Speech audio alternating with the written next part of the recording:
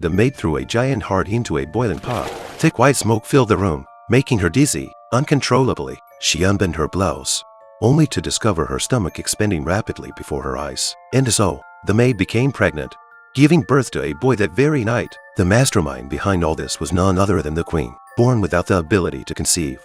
The queen, despite the king's love and devotion, had grown indifferent to romance. Now middle-aged, she wanted only one thing, a child of her own, no matter the cost. Her years of longing eventually summoned a sorcerer. The sorcerer revealed an ancient method. To bear a child, you must slay a sea monster, extract its heart, and have a virgin cook it. Once you eat the heart, you will have the child you desire. But the sorcerer added, every new life demands a sacrifice. The one who kills the monster is fated to die, determined to fulfill his wife's dream.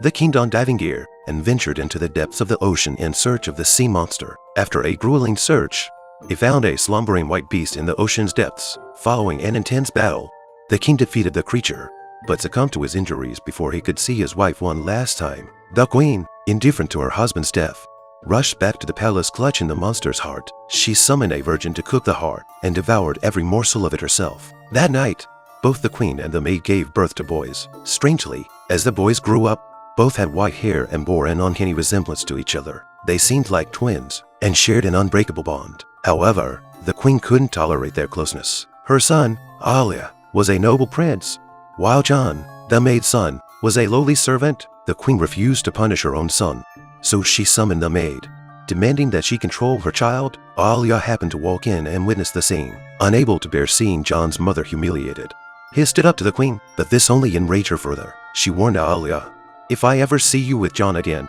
I'll banish both him and his mother from this kingdom. Faced with the queen's threat, Alia had no choice but to comply.